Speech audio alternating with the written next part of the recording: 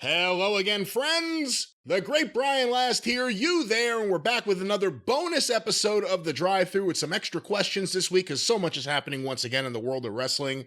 And with me, of course, the star of the Drive Thru, Mr.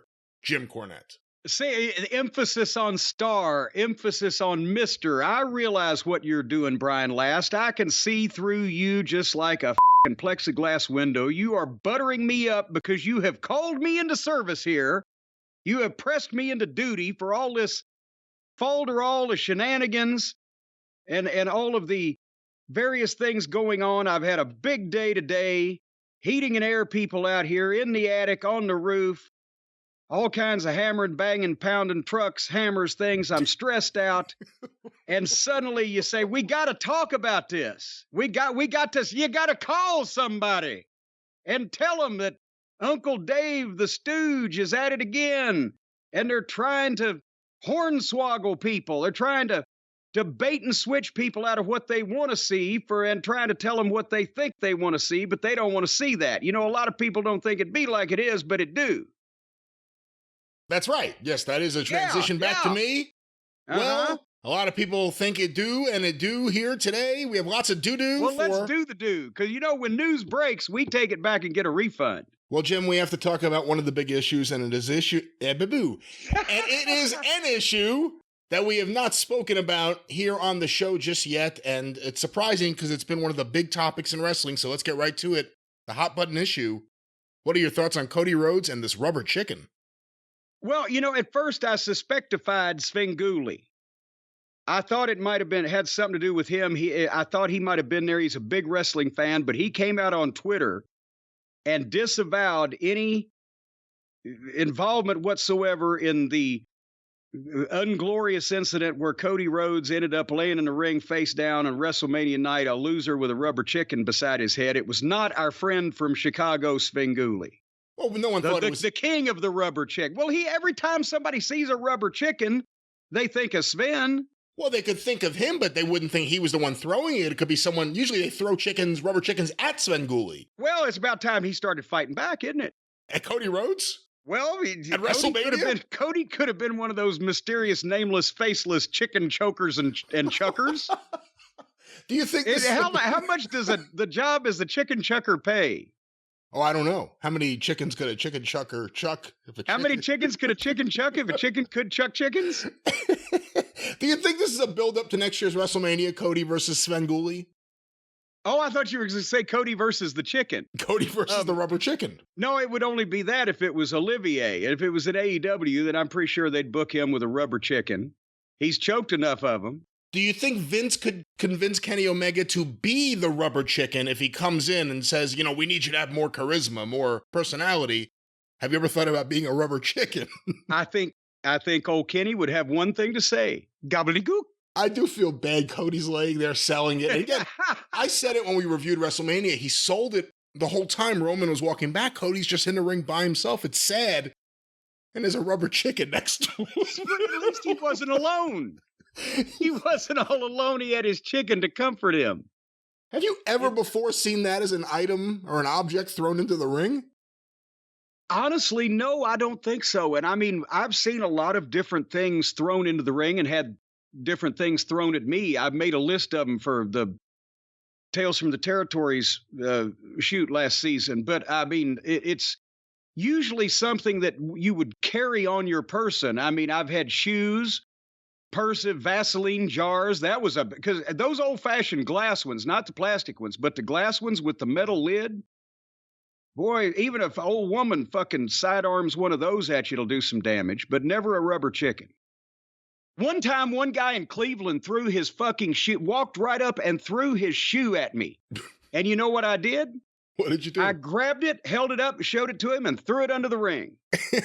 He was a one shoe hopping on 1 foot going home motherfucker that night, I bet you, because it was cold too. Do you think he hangs out until the very, very end and, excuse me, my shoe is under that They ring? cleared the buildings in those days. You could not hang around. Excuse me, Jim Cornette threw my shoe under the ring.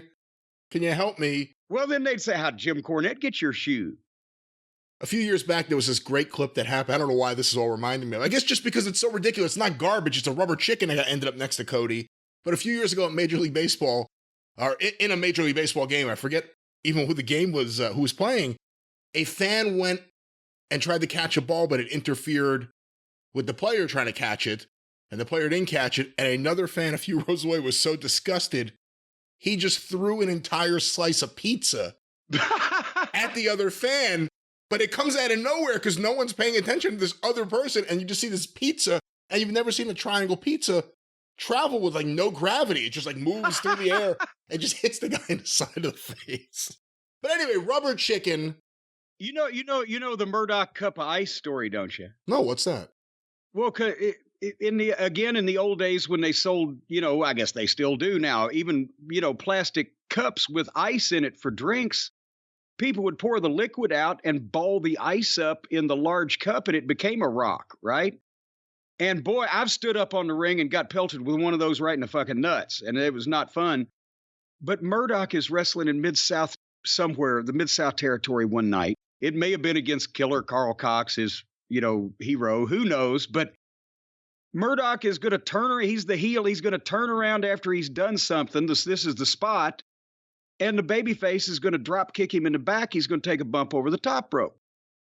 Well, he does whatever the fuck he does, and he turns around and starts yelling at the fans. And before the babyface gets up, somebody winged from the balcony one of those fucking ice cups, and it hit him right in between the shoulder blades. He thought it was the drop kick, and he went 10 feet forward and straight over the top rope.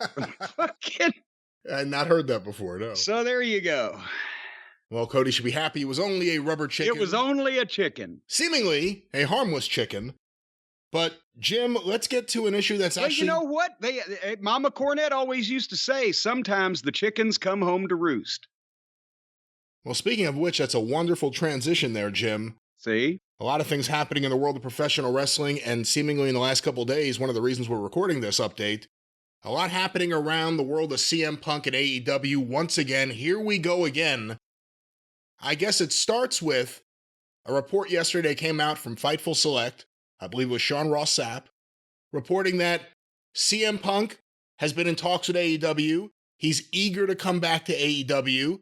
They're trying to get him to sit down with Chris Jericho to hash things out. And he's willing to do business with whoever. The Bucks, Omega. I don't know about Jericho, we'll see. But the Bucks and Omega and the people that you think he would have a natural conflict with because of everything that happened behind the scenes. So why don't we start with that? The report that seemingly a Punk return is imminent, with some reports saying that it's coming up at an upcoming AEW show in Chicago. What are your thoughts on all this coming out? Well, but this is not really, when you think about it, new news, because we've heard a few times that there's been conversations between Tony Khan and CM Punk. And every time we hear that, then the propaganda arm of the EVPs out there in Campbell by the Sea, California, does anybody, even the impartial observers, now let's say, does anybody not think that Uncle Dave is the Jerry Mahoney to the EVP's Paul Winchell? And Google it, kids. It's going to be hilarious. But he's the living point lookout, Paul Winchell. And that's the thing, is that every time that there is some public indication, some report that Tony and CM Punk had a long talk, or that this is coming closer to fruition, then immediately something comes out from Uncle Dave's side on behalf of the EVPs that is meant to either inflame Punk to defend himself, and rightfully so, like he did a week or two ago when the fucking plumber was running his pie hole, or as we talked about a few weeks ago, they start having a preemptive strike by putting out, well, as long as Punk's willing to apologize for what? Not suing Tony Khan and his company under the fucking courthouse?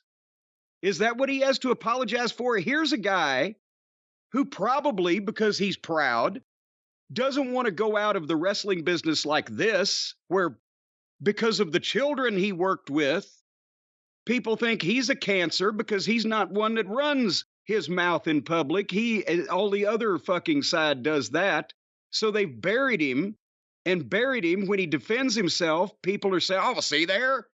You can't fucking trust Punk. He's going to, get mad and cause an issue. Yeah, he's going to get mad when people are lying about him.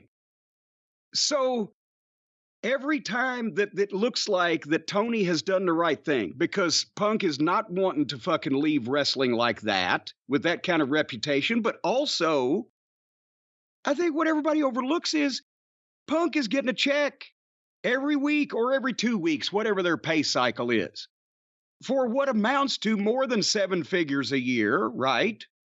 Or in the 7 figures a year, to do nothing, to sit at home. He had an injury that's been 7 months ago. I bet you he's probably okay by now.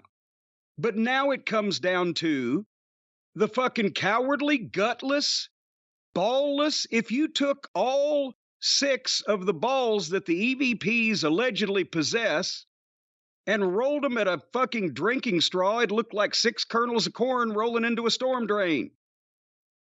They're so scared he's going to beat them up again, or he's going to fucking show them up, or he's going to outdraw them or outwork them, or whatever they're so scared about him. Every time it looks like there's movement for Tony Khan to get some return on his investment of 7 figures a year, sending this guy a check to sit at home because his fucking EVPs are butthurt, then something gets out to stir things up and muddy the water and screw up Tony Khan's business and his dealings. He's trying to make a deal to either get some value for the fucking money that he's spending, or to get some fucking closure with the open-ended situation he's got with Punk. He's under contract. He has to pay him, play him, or cut him.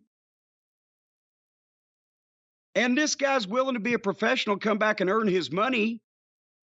And the other guys are running from him like their heads are on fire, because they're afraid either he's going to beat them up for real or he's going to beat them up in the fucking ratings.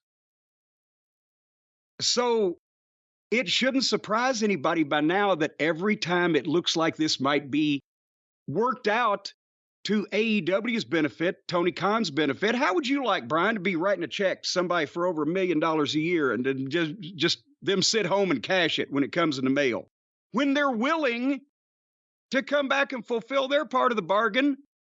But Pansy Dan and his fucking 2 friends are scared. They're scared. You know what? As Ernie Ladd used to say, if you're scared, say you're scared. If you're a mouse, squeak. Right. And the other thing is, if you're Tony Khan, you can't be happy that every time you think you have a compromise and a solution, something happens that seems to poison the well.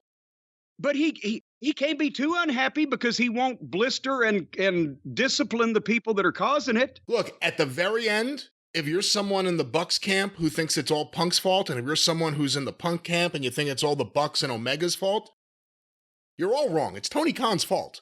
Yeah. That it got to this point and that it's still happening. He still hasn't been able to stop this. This is still happening. He can't say, you blithering simpletons, I'm paying this guy a fortune. He said he'll work with you. You don't want to work with him? Fuck you. I won't pay you anymore, because he drew me more money than you ever have. That's what I want to talk to you about. The idea that Punk is willing to work with whoever it may be that's best for, I hate to use the term because it's such a cliche now, best for business. Whether it's Omega, whether it's the Bucks, whatever it may be. We're hearing that the feeling may not necessarily be reciprocated from the other side. So to look at it from the other side, if the Bucks and Omega simply refuse to work with CM Punk, should that be said? Instead of this constant back and forth, he's willing to do this, they don't know if they want to. Like, it kind of has to be settled. Well, and do you think, is there any problem with that, with someone saying they don't want to work with someone else? Again, they stormed into his locker room before he threw the first punch. But is there a problem with a wrestler saying, I don't want to work, or multiple wrestlers in this case, 3 guys, potentially saying, I don't want to work with this guy? Okay, there are a number of reasons, and especially a main event wrestler should be taken seriously when they say, I don't want to work with somebody. whether it was when Steve Austin didn't want to work with Brock Lesnar because they were fucking with Steve and he knew it, but also he knew that Steve Austin versus Brock Lesnar is a pay-per-view match. We're not doing it on free Raw. And he went home and he said since then, he handled it wrong. He should have just gone home. He wasn't going to do the match, but he should have handled it differently. But that's an example of a guy saying, I won't work with somebody for the right reason. You're giving it away. We could all make money with this. I don't believe in it. Or conversely, if you've got when Brock Lesnar just said, yeah, fuck you, I'll work with Bray Wyatt. He's, what's that going to do to my career? And he's the shits. That's another good, legitimate reason, because sometimes a guy might say that and it might not be true. In this case, it was true. It would have probably damaged Brock's reputation to work with Bray Wyatt. So he said no. That's a legitimate reason for a top guy to turn something down. And there's also a top guy that somebody might say, well, we want you to work with, Johnny Dipshit and put him over in 5 minutes. And then it's the old, that don't work for me, brother, because if you're a big star and it's a nobody, whatever, that's a palatable reason. But examine this. They're in the wrestling business to make money. People have fucking fights and have since the dawn of fucking time in wrestling and in all sports. Football players, basketball players, you see it all at the bench clearing in baseball. What happens when those guys that were on the opposite sides of that bench clearer end up on the same team? They still going to fight or are they going to work together? One guy's going to fucking hit the ball, the other guy's going to catch it, whatever the case, because that's their job. And it doesn't, there's no danger that the one guy's going to take a bat and finish the job from 5 years beforehand when they were on different teams. They're professionals. They had a fucking fight because they're athletes. That's the problem. Again, to use a line from Bill Watts, if the Bucks or Kenny were in a men's locker room in wrestling 20 years ago, or in any probably professional sport, maybe even still to this day, they'd be whistling Stranger in Paradise. They think it's fun and games and everybody dances and plays together because this is community theater. No, motherfucker, you want to play a pro wrestler, you want to play a pro athlete on TV, then you got to put up with things that happen between pro athletes. They have fights, they get over it, and they fucking agree to work together and move on.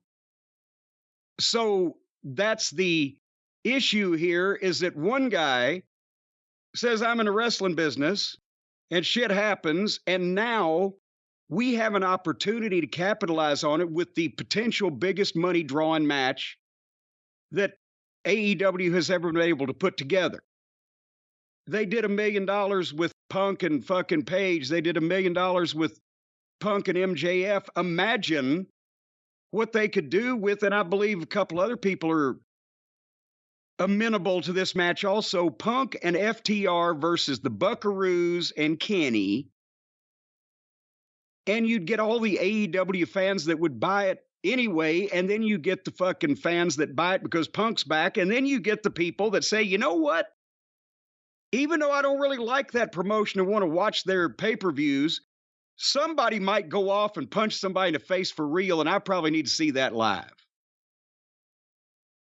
That's called taking advantage of fucking reality in a working fashion to draw money in the wrestling business. And that's what it seems like that the EVPs, for their own selfish interests, don't want to make Tony any of his money back that he's been paying them and Punk. And you think that fucking Kenny Olivier versus El Hijo del Vikingo would outdraw a 6-man between the EVPs and Punk and FTR on pay-per-view with this fucking history? Fuck you. No, the match that people are pitching is Kenny Omega versus Will Ospreay. Oh, it's the same thing with a fucking shorter name. Who gives two flying shits? It's a mark match for the audience that already watches and buys everything they do. And most wrestling fans are going, here we got another goddamn case of competitive parkour. Do you think the Bucks and Omega would dismiss this, turn this down, refuse it, whatever it may be, if there weren't guaranteed contracts in AEW? And now, of course, everyone wants to be guaranteed they're going to make money, WWE has their downside guarantee, but if you're guaranteed a flat amount of money, besides merchandise, you don't have to care about if this house will do good or not. You're still going to get paid the same thing.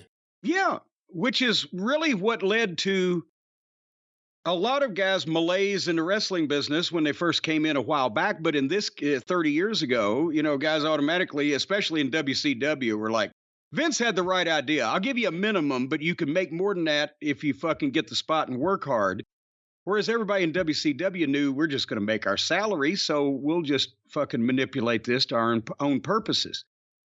But again, I honestly think that all three of those fucking knuckleheads would take less money if they get their entrance music and their custom-made belts so that they can have championship titles with their friends and do their matches with their kids they like. I think they'd take less money. Of course, they've never told Tony that. But think about this. He's paid these three more money than they've ever seen in their lives and hired family members and friends as well. Oh, yeah. Family members and friends of every single one of them. That's right. And for that, they get a chance to actually be part of what may be the biggest money match they could put together. But they're scared that he's going to beat them up for real, and they know they can't do anything about it again. And they're pissed, and their feelings are hurt. Their feelings are hurt. They're so hurt. Fuck your fucking feelings. If I'm paying you $1 million or whatever the fuck, I don't give a fuck about your feelings. Your feelings are being soothed by my $1 million. Well, Jim, before we go too much further, I should bring this up because this is, again, how shit gets going. Deadspin put up an article earlier today. CM Punk is gaslighting AEW. What? This article was retweeted by Brandon Cutler, who wrote, "Someone gets it." So here you have someone who is only in AEW because he's the longtime stooge or friend, whatever you want to call it. He's their stooge. He always has been. He went to grade school with them. Not even high school. He went to grade school with them. Brandon Cutler has a job on a national television wrestling promotion because he went to school with some of the guys. And he was the guy who, on their behalf, attacked Jim Ross a few years ago when he made a comment about all the dives, and here he is. Yeah. Apparently this tweet has already been taken down. Boy, I'm glad all these sumbitches know how to take their tweets down. I don't really know how to do that. I just let them hang out there. But they get bad feelings about them real quick. But let's talk about Dave Meltzer and his role in all this, because a ton of listeners have been sending me audio, and I've heard a little bit of it. We'll play some of it here on the show. We'll review it. But Dave Meltzer, as soon as this news came out from Fightful, that CM Punk, a return is imminent, discussions are underway, Dave Meltzer had some comments on it. I'm going to play you. These are from the Meltzer Said What Twitter account, which apparently follows the travels and travails of Dave Meltzer. I will start with this one. Let me see if I can play this and if you could hear it, Jim. If you just go in there and make amends, there's always ways to do it if you really want to do it. Doing it this way tells me that it's still a power play of trying to make other people look bad, in the little game. And the thing with the end of the game is... All right, let me stop it here, because apparently this is not the beginning of it. There's a lot of audio here. Let me go to this. This one we'll come back to that other one. I'm already gobsmacked. Well, what's the latest on Punk and FTR? You tell me, what's the latest? How come I have to tell you? Because you know more than me. Well, I don't know if I know more than you. Okay, no, I'm not going to listen to that one either. Let's go back over here. I'm over here now. Let's go to this one again. If you just go in there and make amends, there's always ways to do it if you really want to do it. Doing it this way tells me that it's still a power play of trying to make other people look bad, in the little game. And the thing with the end of the game is that I don't believe that they want to work with them as much as they want to get rid of them, and... He's saying that... Now, too many pronouns, pal. CM Punk and FTR are not truly interested in working with the Bucks and Omega. This is all a plot to drive them out of AEW. by making them No, look bad. well, hold on. Let me make it kind. Number one, we couldn't possibly be that lucky. Number two, drive them out of AEW. Where are they going to go? They're going to sit out in the parking lot and sell pencils out of a tin cup until somebody lets them back in the building.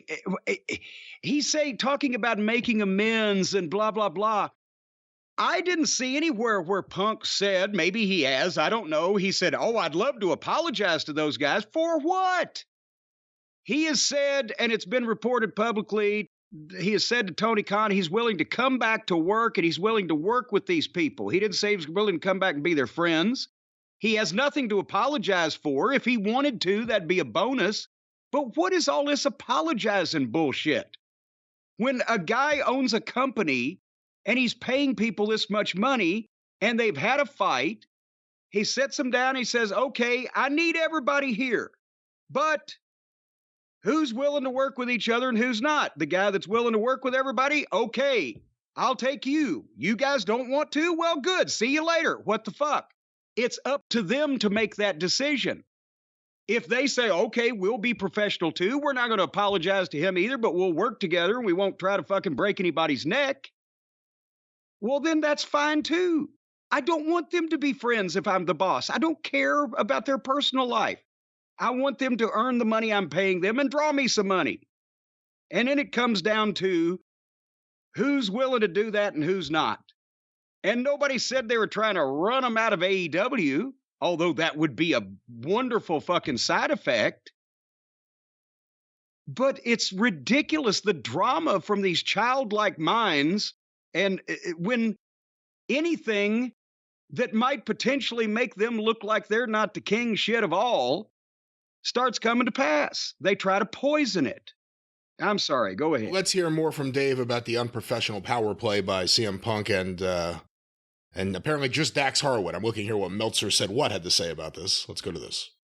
Like the idea of doing this. If they really want to work with them, you know all they got to do is they got to go up to him and they see him every week at TV and just go, dude, you know, let's work together, you know, and how can we work?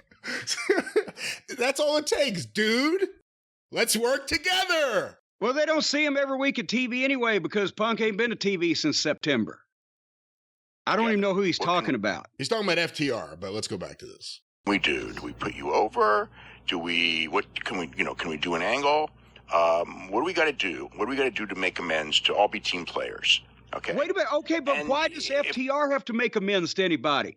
They got jacked out of the fucking belts from the fucking little whiny bastards when they decided to do their 6-man thing. They never did the rubber match to put all the belts on FTR that was set up. Yeah, when they didn't want to do the money match last year. They didn't want to do the money match last year because it would have made them look like they weren't the greatest tag team in the world, which in their minds they are. So they left FTR standing there with their Johnson in their fucking hands and didn't draw money for Tony with that big man and help FTR get all the belts so that they would have that run successfully. And they're having those matches with the Briscoes and they're getting all the attention. They were a valuable commodity for AEW. That's why apparently they were never on AEW television and never put in a prominent position because they got so much conversation that the Buckaroos were just jelly, as they say, and had to stop that. So why should FTR go up and say, hey, dude, hey, we're sorry, you want to work together? Fuck you. First thing he said was, hey, you know, what can we do? Can we put you over? That was the first thing he said. They did that before when they shouldn't have. Why would they do it again? Well, let's go back to Dave's thoughts on what FTR and CM Punk can do to make everyone else happy. And they do it in the right way in time, you know, it'll work in time. If they go and do it in a way where everyone goes like, you know, you're not really looking at doing it, you're looking at making the other people look bad, then it's only digging the hole deeper. And they know that, and everyone knows that. And that's why it's like so. That's why Brandon Cutler shouldn't have put that tweet up earlier. That's exactly why. Of course. You know, watching this, it's like, you know, you see through this stuff. And so, you know, and it's going to keep going probably like that until I think also the all issue... get together.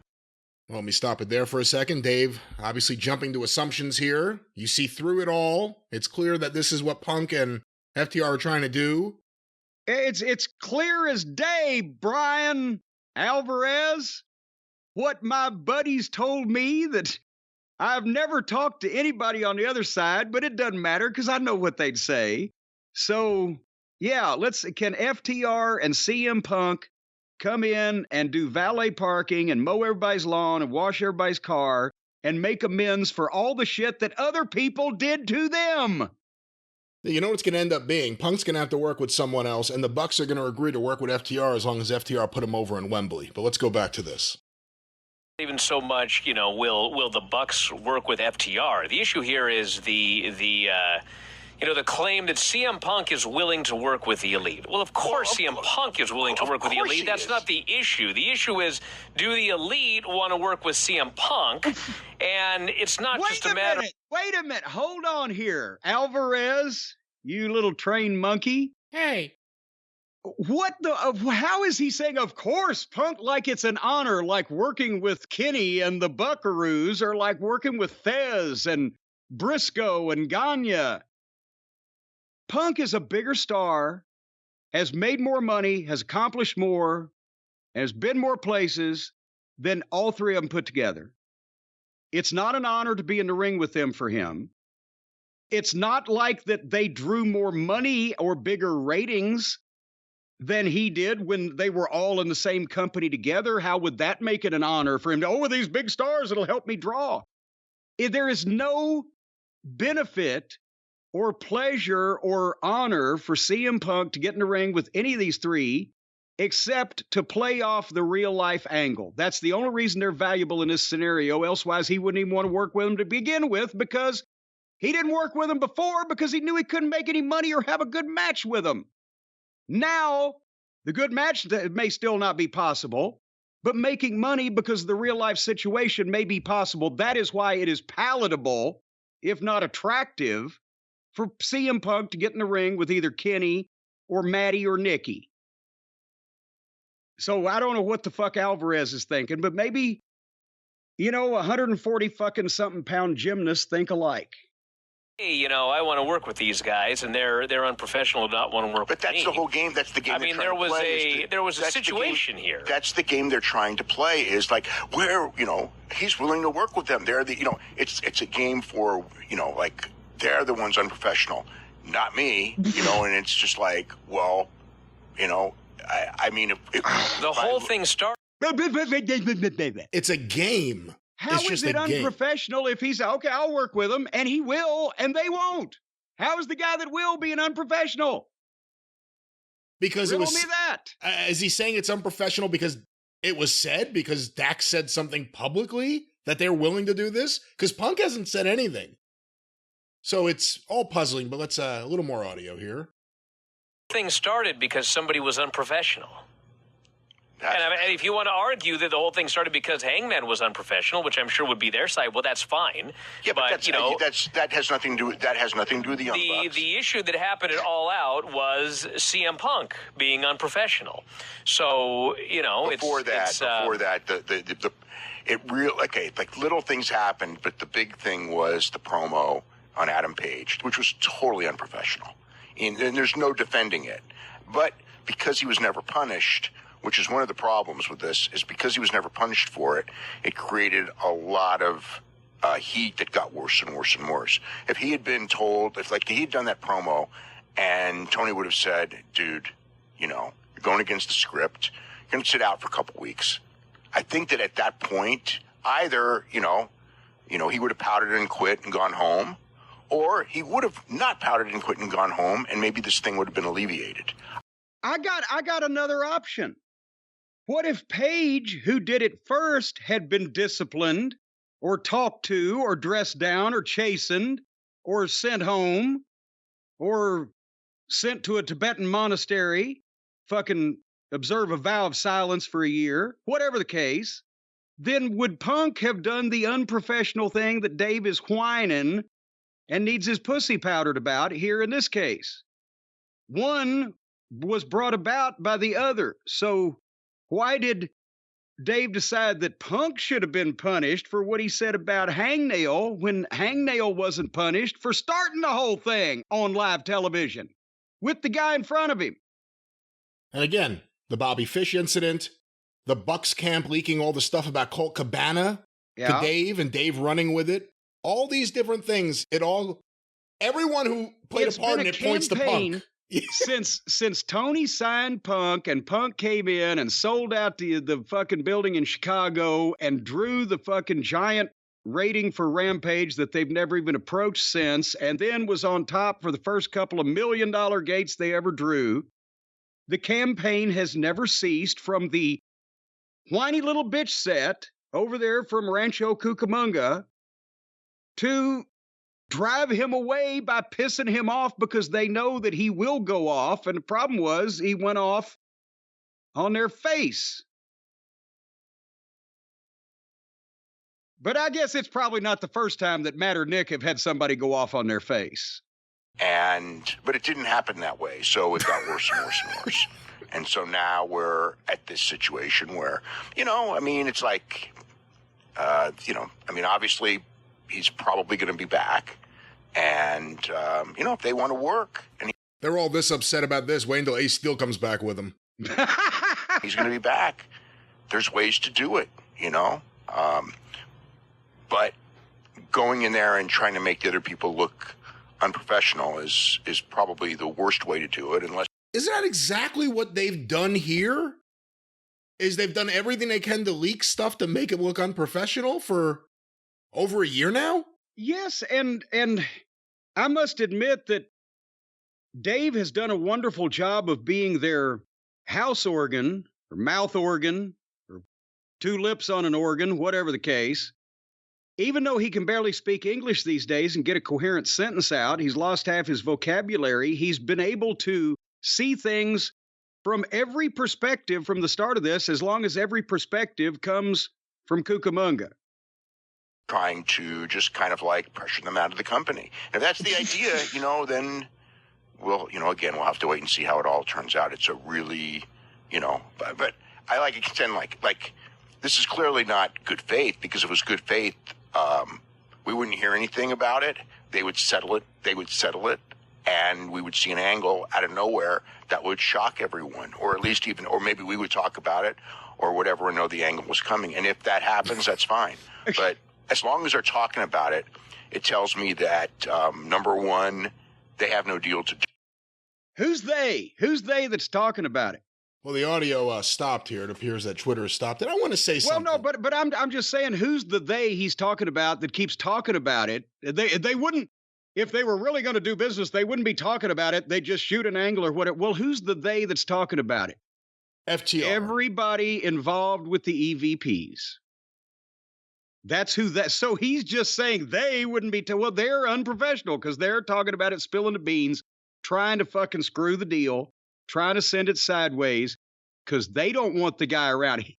They think Punk's trying to drive them out of the company. I guarantee you, CM Punk does not want to become an executive in that company for the rest of his life. He probably wants to wrestle another year and a half, whatever this contract is, and get away from these fucking nutty people one time. Like Jerry Jarrett said to me when he quit the wrestling business in the 90s, he said, I didn't hate the wrestling business. I just hated the people I was in the wrestling business with.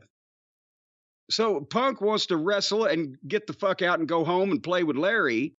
These weasels want to be there for the rest of their lives to sap Tony Khan of his fucking funds. So I don't see why they think he's trying to run them. Maybe run them out in the eyes of the public, make them immaterial, diminish their reputation simply because he's bigger. That might be possible, but I don't think he wants to replace them. I don't see CM Punk becoming an executive vice president. I want to get your final thoughts on Dave and Brian Alvarez's comments on all this, but let me just say one thing because it involves me. Dave's jumping to a lot of assumptions here. And you heard him basically say it. This means this is happening, so this, without a direct line. It's just Dave. And Dave, to the best of my knowledge, does not have cosmic consciousness. It is Dave just jumping to assumptions. It doesn't sound any more like he's got consciousness. You know, when Punk put up his Instagram thing to respond to Dave, must have been 2 months ago now, I don't even know. I put up the next day after Punk took it down some of the sections from the AEW talent playbook, because I thought it was important contextually for people to understand there actually are rules and barometers in AEW. Yes, and if people didn't see your tweet, it was basically the code of conduct for AEW talent in media and interviews, which looks like, because the word team was mentioned a lot, it looks like it may have been cribbed from the Jacksonville Jaguars section of the Empire. Well, I put that up and it got a lot of reaction. Someone brought this to my attention and I went and checked it out, and there it was on Dave's message board. It always comes back to that fucking message board. Dave wrote that the AEW Talent Playbook stuff that I put out was leaked because someone was mad that Punk had to take down his tweet. That is absolutely false, and I say that as the person who tweeted the Talent Playbook, which I've had on my desk since late last year. It had nothing. I didn't hear from Punk or anyone involved with Punk who said, put that up, we're mad about it. And I didn't give a shit. I don't care if Punk tweets it or not. It was out there in the ether already. Dave jumped to an assumption. He has my phone number. He has my email address. He could have said, Brian, why did you put this up? Where did you get it? Anything. Didn't hear a word. Instead, he puts on his message board that it was leaked by someone who was mad that Punk had to take down his tweet. It was leaked to me. It was leaked to me in 2022, you moron.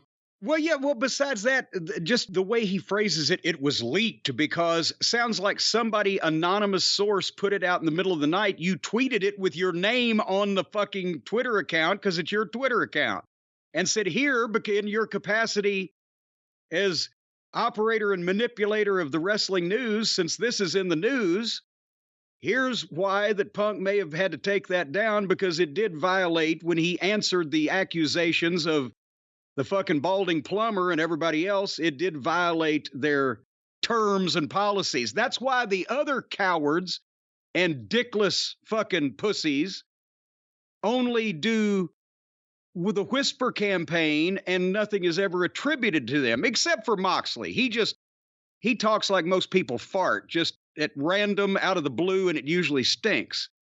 So he said whatever the fuck, but I don't think he can read, so they didn't really have him on the code of conduct anyway. But you didn't leak anything. You put it out there with your name on it. I put it out there, and the reason I put it out there was everyone was saying, why did Punk take down his tweet so quickly? And my point was, well, actually, AEW prevents these guys from doing this kind of thing. Here it is in writing from their playbook. And I put it up. Dave jumped to an assumption. He's completely wrong. I'm sure he won't apologize, but Dave should apologize because he made a wrong statement about me, even though he didn't. Could you guys work together? Do you think you could work? I mean, there's some way that it could be done. Of course, you'd have to, go up to him and say, hey, Dave, can I put you over? I want to challenge Dave to a match at the Garden. The Olive Garden. But then I just want to say, because a funny little ending to this, everything I put up on Twitter from that playbook ended up verbatim in the Observer without any credit to where it came from. The Talent Playbook somehow got out this week. Somehow. The great Brian Last put it out, you fucking dope. So that's what I want to say. Hey, don't call him a dope. Dave's jumping to assumptions on a lot of things. I just witnessed firsthand to me, he jumped to an assumption about why I tweeted something. He very easily could have asked me if he was concerned. And by the way, Dave, if you want a copy of the playbook, let me know. You could autograph those like I did the Russo restraining order. We give the money to charity. Charity begins at home, sometimes. That's a great idea. Final thoughts on Dave Meltzer and Brian Alvarez's comments about, again, another apparent attempt from Tony Khan and CM Punk to iron things out, get things together, get the team back together, or start some sort of process. And here we go again. I wish I had final thoughts on Dave Meltzer and Brian Alvarez, meaning I'd never have any more. But unfortunately, I have a feeling they're going to come up from time to time. But again, these children have never been in the wrestling business. They've been in their little bubble of their indie world where people thought that they were the shit with no S at the end and were lining up to smell their farts. And suddenly they get in the real world in over their heads with guys that outdraw them, guys that can outwork them, guys that can outtalk them, and guys that can outfight them. And they don't know how to handle it because everybody's told them how great they are. And they are to a certain section of the populace. They love that competitive tumbling and aggressive parkour and combative Cirque du Soleil. But to most people, Out of the 10 million that used to watch wrestling every fucking Monday night, now we've got a couple million left, and a third of that watches their program. To most people, their little acrobatics and their little sissy ass fucking bullshit is offensive because it's not wrestling and it's not even goddamn pro athletics. It's community theater is in their minds. They're in the real world now, and if they're going to make big boy money, they ought to have to put their big boy pants on and get in there and work with people that they don't like and aren't friends with and didn't get their jobs for them, so that those people will do everything but lick their taint to keep the EVPs happy, because they would have never gotten a fucking high-paying job in wrestling if it wasn't for being friends with them. And Tony fell for all of that.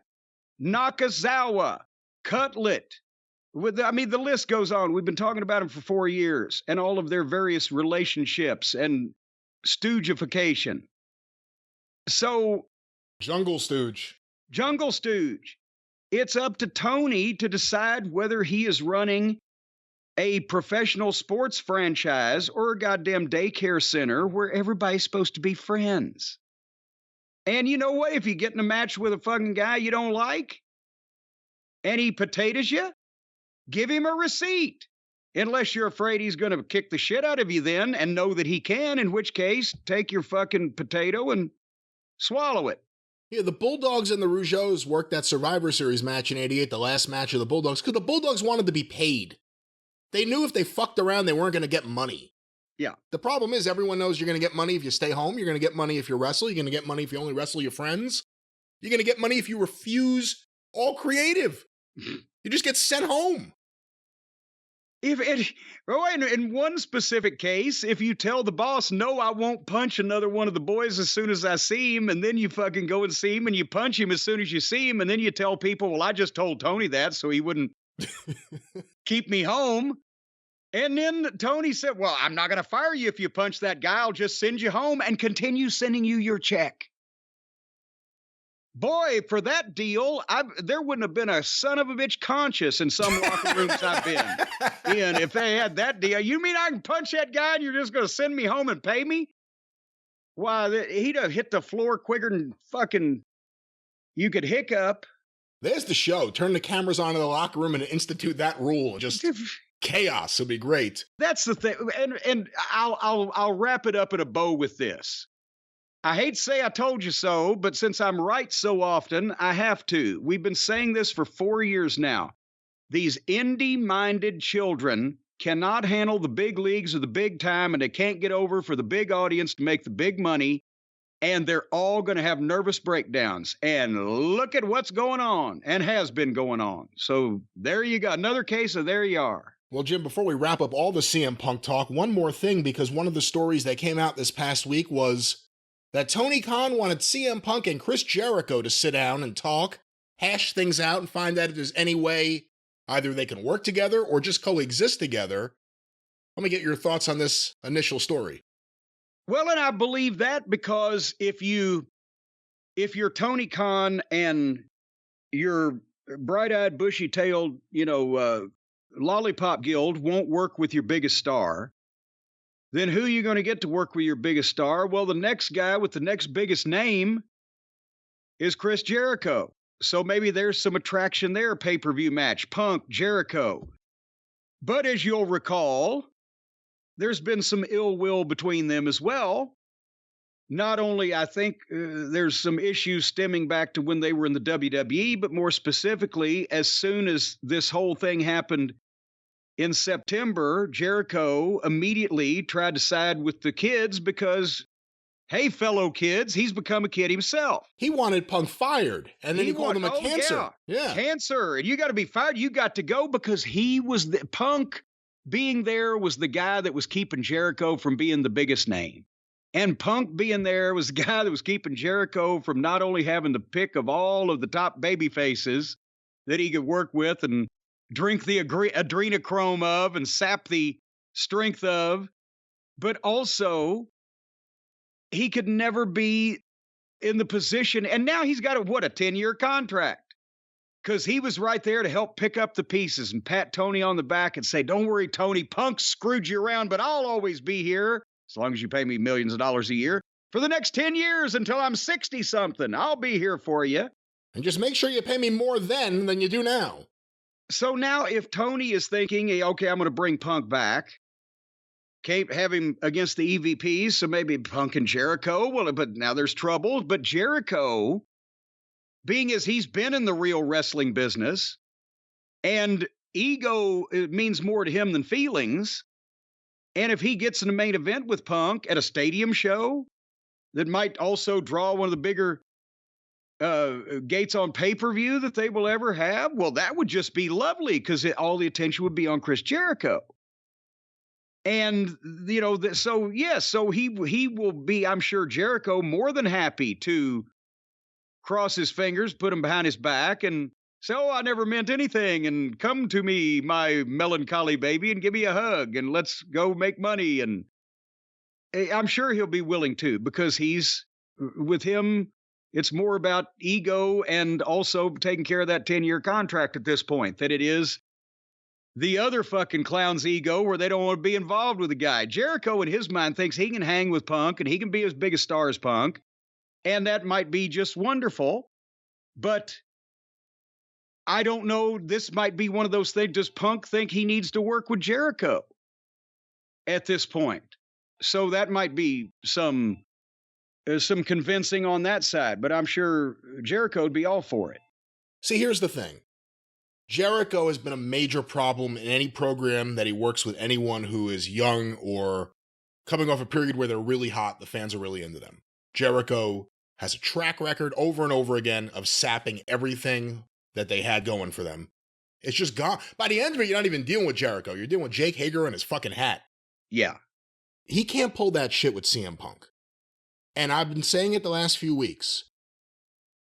Chris Jericho, if he didn't control his own creative, there's something to be done there. And to be very honest, if you need someone in that company to be on the mic, if you're going to do something where it's CM Punk playing on all this, it's CM Punk versus the locker room or CM Punk versus the people there who don't like him. And you can't ignore it. You have to play into that. Jericho will be better on the mic than the Bucks and Omega at delivering the argument against Punk. As long as he doesn't get silly, as long as it doesn't turn into a skit this week and a skit next week. And I don't think that would happen with CM Punk. But it would benefit Jericho, sure. But when you really look at the big picture, it may, as long as Jericho's not in charge of the booking, it may be the best thing. But now think about this also, because they've still never told anybody on television where all those guys went or where Punk has been since. That's actually a very good point. That's so thankfully for them, the entire AEW audience that they have lived their life on the internet and is smart. And we proved that when we got eyewitness reports from a couple of the tapings a few weeks after the media scrum. They didn't know why Punk wasn't there. So even their entire audience is not plugged into the internet. Yeah, they still have his merch. His merch is still being sold. But yeah, of course, because, he's a star and they sell his merchandise. He's under contract. He's getting some of that money too. But they would only have to do a very elemental storytelling session to bring the shoot that happened to the rest of the world. And they could make some money on that. Punk and Jericho haven't had a shoot yet. And so while their promos would be wonderful against each other, and it is two big names, still the intrigue of they might really have a fight. And I know Jericho leg dived Goldberg one time or whatever, but do you think he don't want to fight at this stage of his life? I don't blame him. I don't think Punk really wants to fight either, so they're not going to get in a shoot in the middle of the ring. But some people may still believe that it'd be too good of an opportunity to pass up for Punk to just ground and pound one of the Jacksons into a fucking pile of jelly and might just lose himself and do that. I'd pay double for that pay-per-view.